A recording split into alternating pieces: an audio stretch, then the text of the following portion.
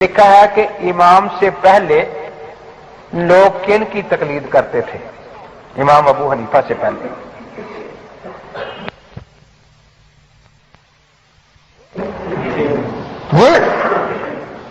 تو کون سی کتاب پڑھتے تھے؟ بخاری یا مسلم یا ترمذی؟ وہ تو تھی نہیں. حدیثیں یقیناً تھی لیکن ان کو رواہ البخاری اس وقت نہیں کہا جاتا تھا، رواہ مسلم نہیں کہا جاتا تھا. انہوں نے جمع کر لیا نا. قاری عاصم کی قرات تھی اس زمانے میں یا نہیں تھی؟ اور قاری عاصم تھے، لیکن قاری عاصم والی قرات تو موجود تھی نا. اگرچہ اس وقت اس کا نام قاری عاصم کی قرات نہیں تھا. تو جیسے بخاری کی حدیث کہنا کوئی جرم نہیں، اور اس کا یہ مطلب نہیں کہ بخاری سے پہلے حدیث تھی ہی نہیں اور کوئی حدیث کو مانتا ہی نہیں تھا. حضرت پاک کے بعد دیکھو، حضرت کے زمانے میں یمن میں حضرت معاذ کی تقلید ہوتی رہی یا نہیں ہوتی رہی؟ بھئی یمن والوں کی مادری زبان سرائگی تھی، حضرت عربی تھی نا. تو وہ قرآن حدیث ہم سے اچھا مت ترجمہ جان لیتے تھے یا نہیں؟ لیکن پھر بھی سارے حضرت معاذ کی تقلید کرتے تھے، خود اجتہاد نہیں کرتے تھے. حضرت کے وصال کے بعد مکہ میں عبداللہ بن عباس کی تقلید ہوتی رہی.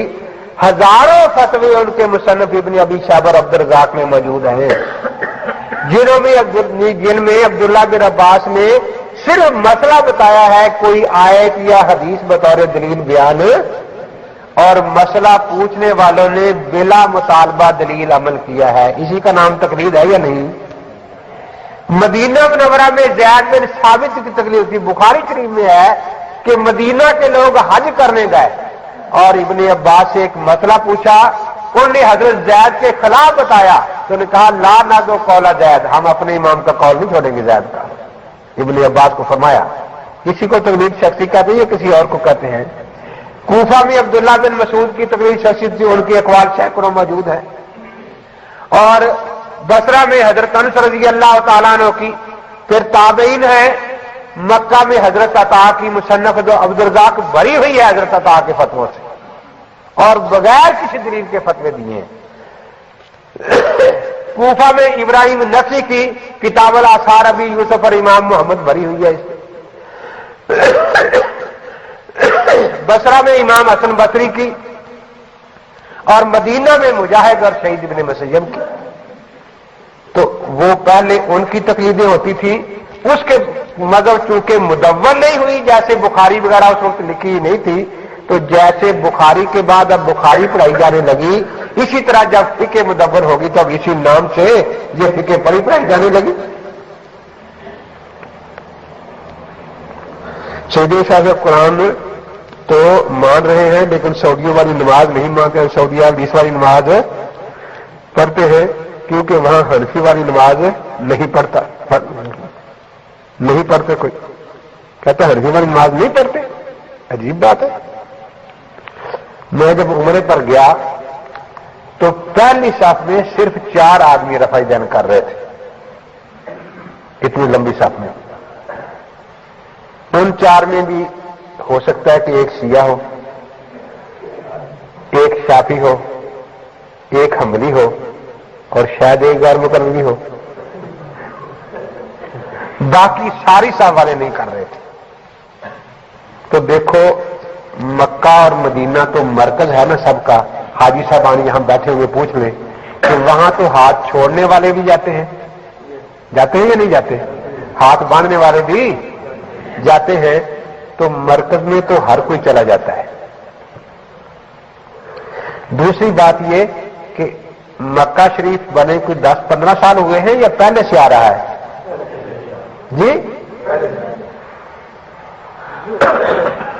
امام صاحب کے دور سے لے کر 1345 تک پورے تقریباً 1200 سال وہاں حنفی خدمت کرتے رہے. عباسی دور 500 سال ہے. کتنے 100 سال؟ 500 سال میں وہاں کے آئمہ، خطیب، مدرس سب کے سب حنفی تھے۔ اس زمانے میں مکہ شریف تھا یا نہیں؟ ہم دکھاتے ہیں تاریخ میں نمبر وار حنفیوں نے حج کرائے، وہاں حنفی وہاں رہے۔ 500 سال میں ایک غیر مقلد مکہ اور مدینہ میں، صرف ایک، کان لا یجتہد ولا یقلد، کہ نہ اجتہاد کرنا جانتا تھا نہ تقلید کرتا تھا۔ امام نہیں، خطیب نہیں، مدرس نہیں، مسجد کا خادم نہیں، کسی گلی کا خاک رو بھور ہو بغیر مقلد۔ 500 سال میں ہمیں ایک نام میں 1000 روپیہ فی انعام امینام دیں گے ان کو۔ اس کے بعد 200 سال خوارزمی رہے، 200 سال سلجوقی رہے، 400 سال یہ بھی کٹر حنفی تھے۔ ہاں ایک تھوڑا سا فرق سمجھے، بڑوں کے حوصلے بڑے ہوتے ہیں، چھوٹوں کے چھوٹے ہوتے ہیں۔ بڑوں کے حوصلے، حنفی چونکہ بڑی جماعت تھی نا، ان نے چھوٹوں کے مسئلے بھی بچھا دیے، چارے ہو گئے، چھوٹے آ گئے بڑوں کے اٹھا دیے۔ تو حوصلے کی بات ہے نا۔ اس کے بعد تقریباً 500 سال خلافت عثمانیہ رہی، ترکی خلافت، سب کے سب حنفی تھے۔ ایک مجھے کہنے لگا جی اللہ کا شکر ہے بہت 800 سال 4 مسئلے رہے، اب ایک ہو گیا ہے۔ میں نے کہا جب 4 تھے تمہارا اس وقت میں نہیں تھا، اب ایک ہے تمہارا آج بھی نہیں ہے، تمہیں اس سے کیا؟ وہ 4 تھے تو حنفی، شافعی، مالکی، حنبلی تھے۔ تو کبھی وہاں کے کسی امام نے یہ کہا ہو کہ حنفی نماز غلط پڑھتے ہیں، مکے میں نہیں پڑھنے دے گی، ہمیں لا دے؟ آج تک کبھی کہا ہے کسی نے؟ تو یہ جو یہاں شور مچاتے ہیں، ہم تو انہیں کہتے ہیں کہ وہاں سے لکھوا لاؤ کہ حنفی جو نماز پڑھتے ہیں غلط ہے، لکھوا لیں ذرا۔ تو پھر ان کے ساتھ ان کا کیا تعلق بنا؟ وہ دیکھو، میں نے اس دن بھی بتایا تھا، ایک ہوتا ہے خاصہ، ایک ہوتا ہے عرض عام۔ رفع دین ان کا خاصہ نہیں، عرض عام ہے، تو شرافے میں بھی ہے نا۔ تو فیصلہ خاصے سے ہوتا ہے، خاصہ ان کا 8 تراویح ہے، وہاں وہ 8 کو نہیں مانتا۔ خاصہ ان کا یہ اونچی آواز سے جنازہ پڑھتے ہیں، سمجھائی نا؟ مولانا حاجی مطیع الرحمان صاحب دامت برکاتہم خانپور والوں مجھے لطیفہ سنا رہے تھے کہ ہم ایک جنازے پر گئے تو وہ امام نے اونچی اونچی الحمد شریف پڑھنی شروع کر دی۔ اب بیچارے جو لوگ پیچھے تھے وہ پریشان ہوئے، تو بعد لوگوں نے پیچھے سے آوازیں دینی شروع کر دی، مولوی جی نماز نہیں جنازہ ہے، مولوی جی نماز نہیں یہ جنازہ ہے۔ انہیں سمجھے کہ نماز ہی پڑھاؤ لگتا کرے، الحمد شریف پڑھنی شروع کر دیتی ہے۔ تو آپ کے پاس حاجی صاحبان بیٹھے ہیں، پوچھے کہ وہاں کی اونچی جنازہ پڑھاتا ہے؟ وہ 3 طلاق کے بعد بیوی کو حرام کہتے ہیں اور یہ یہاں حلال کہتے ہیں یا نہیں کہتے؟ ان کا فتویٰ آ چکا ہے، من طلق امرأتہ ثلاثا بفم واحد، ایک ہی دفعہ 3 طلاق کے دی وہ عورت حرام ہے، رابطہ عالم اسلامی کا۔ ان میں اور ان میں تو حرام حلال کا فرق ہے۔ انہوں نے آج تک تقلید کو شرک نہیں کہا، اور یہ شرک کہتے ہیں یا نہیں کہتے؟ انہوں نے آج تک حنفی نماز کو غلط نہیں کہا۔ 1-2 باتیں تو، اس سے زیادہ باتیں تو ان کی مرزائیوں سے ملتی ہے، توحید ان کی ملتی، مرزائیوں سے نہیں ملتی، ملتی ہے نا؟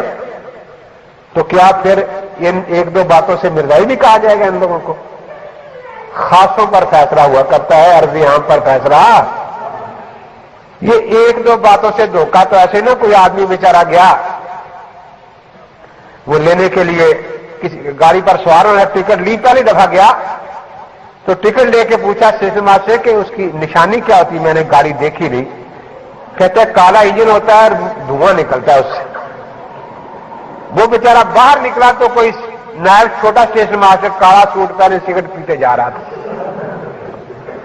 اسے گنا کہ نشانی تو دونوں پوری، چھلانگ لگائی اور اس کے اوپر بیٹھ گیا۔ وہ بیچارہ دیکھے یوں تو اسے ٹکٹ دکھایا کہ ٹکٹ لے کے چلا ہوں، ویسے نہیں چلا۔